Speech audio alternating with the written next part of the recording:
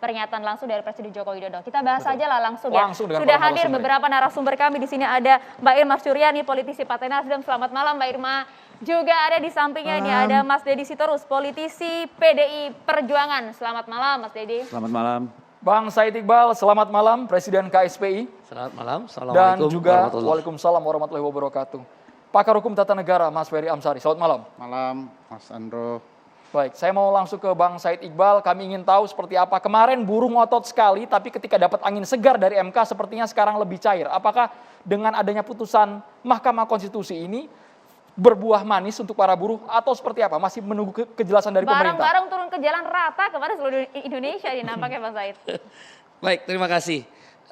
Yang pertama tentu ini bukan ujuk-ujuk. Dari awal kami menolak tentang adanya Omnibus Law Undang-Undang Cipta Kerja. Karena sebagai ILO governing body, saya paham benar kalau ada undang-undang investasi di seluruh dunia, tidak mungkin disatukan dengan undang-undang kesejahteraan, perlindungan buruh. Dia dua sisi mata uang yang berbeda, tapi ini kan dipaksa.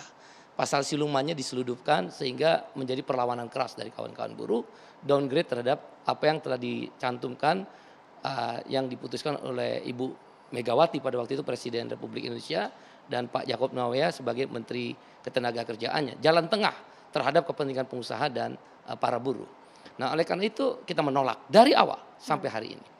Mencermati apa yang telah diputuskan oleh Mahkamah Konstitusi, kami berpendapat dua hal. Satu, Undang-Undang Cipta Kerja ini dinyatakan inkonstitusional, bersyarat. Mungkin nanti Bang Ferry bisa menjelaskan. Biasanya MK itu memutuskan konstitusional bersyarat. Tapi kalau ini inkonstitusional bersyarat. Jelas perintahnya adalah makna yang terkandung ini inkonstitusional nih barang. Tapi memang ada syaratnya. Yang kedua disebut di situ oleh MK cacat formil. Nah, dari dua hal tersebut kemudian muncullah beberapa amar putusan nomor 1 sampai 9. Kami mencermati nomor 4, amar putusan nomor 4, amar putusan nomor 5, 6 dan 7. Hasilnya? Ya, kami menolak kalau hanya selalu tiba-tiba Menko Perekonomian menjadi propagandais. Dia ketua umum Partai Golkar atau menteri, belum rapat kabinet udah ngomong pada waktu sidang sedang berlangsung bahwa Undang-Undang Cipta Kerja masih berlaku. Ya, itu propaganda, hanya menyebut nomor 4, nomor 4. Tidak pernah dijelaskan sebagai seorang negarawan, nomor 5 gimana, nomor 6 gimana, nomor 7 gimana, sikap presiden gimana. Nah, itu yang menjadi kerancuan terus bergulir. Nah, kami berpandangan nomor inkonstitusional bersyarat itu ada dua. Satu, dia disuruh perbaikin prosedurnya ya. Ini kan uji formil, bukan uji material. Nanti bisa dijelaskan lebih detail. Oleh karena itu material nggak pernah disinggung. Apa kehilangan objek hukum, apa istilah saya nggak ngerti deh ya. Kehilangan objek hukum. Nah, oleh karena itu ini formil, ya akan diformilkan. Perbaiki dulu Undang-Undang P3 tentang pembuatan undang-undang, bukan isi. Nggak ada kita diskusi tentang MK itu tentang isi. Makanya kehilangan objek kami formil dan material. Nomor 101 gugatan kami hilang, kehilangan objek tanda hukum. Nah, nomor yang syarat keduanya itu ada dikatakan amar putusan nomor 7. Menyatakan setiap tindakan menyatakan menangguhkan tindakan garis miring kebijakan yang strategis dan berdampak luas. Itu satu frase. Jadi ada kebijakan atau tindakan kalau dia strategis dan berdampak luas, tangguhkan, tunda, nggak boleh berlaku. Kemudian frase kedua, dan dilarang menerbitkan peraturan yang baru. Jadi yang baru pun nggak boleh diterbitkan. Nah, sampai titik ini kami sangat mengapresiasi apa yang disampaikan oleh MK. Apakah benar yang disampaikan Presiden Jokowi, Bapak Presiden Jokowi, bahwa Undang-Undang Cipta Kerja berlaku? Betul, berlaku, kami setuju, amar putusan 4. Tapi baca dong amar putusan 5-nya, amar putusan 6 dan amar putusan 7. Jadi problemnya di mana? Problemnya adalah mengeneralisir bahwa semua peraturan yang ada tetap berlaku, isi pasal Undang-Undang Cipta Kerja berlaku. Padahal mari kita telah satu aja ya, kami contoh di ketenagakerjaan. PP nomor 36 tahun 2021 tentang pengupahan, pasal 4 ayat 2 jelas di situ dikatakan bahwa kebijakan penetapan upah minimum adalah kebijakan strategis. Kejebak sendiri itu menteri. Kebijakan strategis refer kepada amar putusan nomor 7 bahwa menyatakan menangguhkan Setiap kebijakan garis miring tindakan. Meskipun dengan kalau demikian, kita lihat keputusan MK juga sudah clear, ini kan yang dianggap inkonstitusional ada prosedurnya, formilnya, bukan materialnya, bukan yes, isinya. betul. Oleh karena itu kita nggak pernah diskusi tentang isi.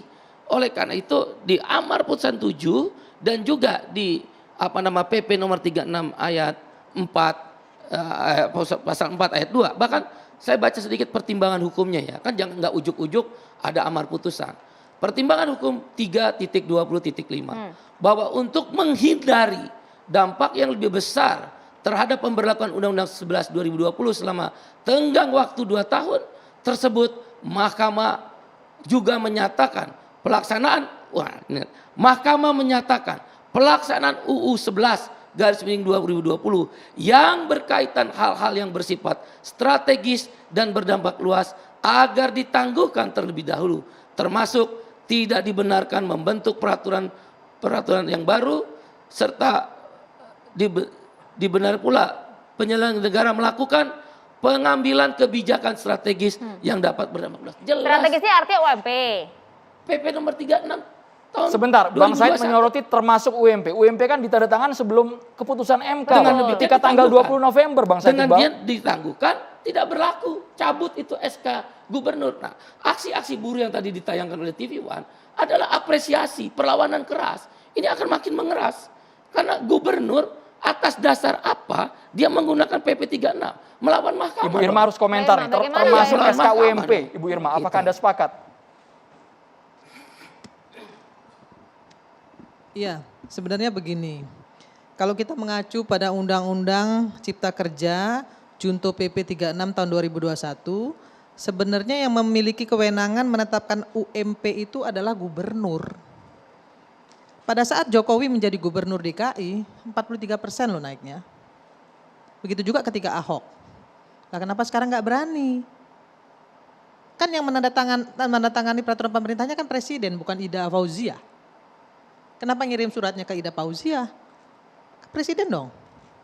Itu yang pertama. Karena ada Maaf, Said, surat, sebentar, saya belum ada selesai. surat dari Iya, saya tahu. Mendagri itu Saya yang tahu. kalau nggak mengikuti perintah daripada Menaker maka akan diberi sanksi.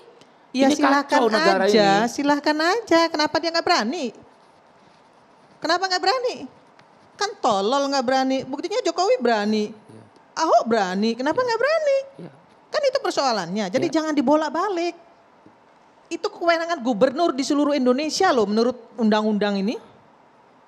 Tegas loh Said. Itu yang pertama ya. Semua gubernur Dan itu yang- dikumpulkan dan yang kedua, oleh Menko Polhukam, Kejaksaan Agung dan Mendagri. Dan kalau saya itu kalau fakta. saya jadi gubernurnya saya berani. Nah, maka Mbak Irma sebaiknya kita doakan jadi gubernur DKI.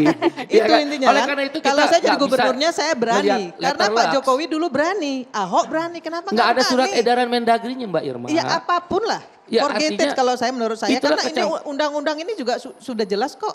Kan undang-undang ini tidak dibatalkan. Toh? Yang strategis ditangguhkan. Ya. Ditangguhkan. Oleh karena itu pasal PP nomor 36. Butuh menyatakan keberanian. bahwa itu ditangguhkan. Mas Said dibutuhkan keberanian. Ya, Untuk membela, Ya. untuk melakukan pembenaran. Kebenaran itu perlu keberanian. iya. Tapi kalau Saya dari sejak awal gini. dari AU-nya dihambat hanya karena keberanian, Gini, gimana itu cara menjawabnya itu ya? Sejak awal ya, mohon maaf saya di Komisi 9, saya sebenarnya nggak setuju di Undang-Undang Cipta Kerja ini masuk yang namanya klaster ketenaga kerjaan. Sama, Saya nggak setuju, setuju. karena bikin kacau. Betul. Kalau mau mempermudah investasi, ya investasi saja. Substansi dari pemerintah ya atau misi visi pemerintah untuk memperluas lapangan pekerjaan melalui kemudahan berinvestasi setuju. Karena apa? Karena lapangan pekerjaan tercipta dari sana. Betul. Kita nggak boleh cuman mikirin, mohon maaf ya, nggak bisa memikirkan hanya buruh yang sudah bekerja saja. Banyak ya rakyat Indonesia yang belum bekerja dan lapangan pekerjaannya harus disediakan. Tapi kan gitu. Kalau klaster ini kemudian dimasukkan akan terjadi kontradiktif. Betul. Setuju. Nah inilah yang memang harus dibenahi. Oke, tapi kan Menurut saya kemudian itu kan harus dibenahi. Tadi disampaikan kan kalau untuk kali ini kan ada surat yang disampaikan oleh Mendagri, semua gubernur juga kemudian Bukan hanya surat, tapi juga diundang. perintah arahan. Kami berdiskusi dengan Pak Anies. Pak Anies mengatakan, saya diundang di kantor Menteri Polhukam, dipimpin oleh Menko Polhukam, ada Jaksa Agung, Mendagri. Saya ini ILO governing body. Itu intervensi terhadap security approach, bukan welfare approach. Dalam dunia ketenagakerjaan, dalam standar ILO, dalam konvensi-konvensi ILO, itu nggak boleh melakukan security approach. Semenjak Mbak Mega jadi presiden pada waktu itu udah ditinggal. Kenapa ini dihidupkan lagi? Apa kepentingan Mendagri untuk memanggil para gubernur, bahkan quote and quote mengancam dalam bentuk Sanksi. DAK-nya, sanksinya, DAU-nya. DAK, DAU itu urusan Menteri Keuangan dan begitu Saya- pula sebentar. yang terjadi sekarang Iya, ini. saya tambahkan sedikit ya.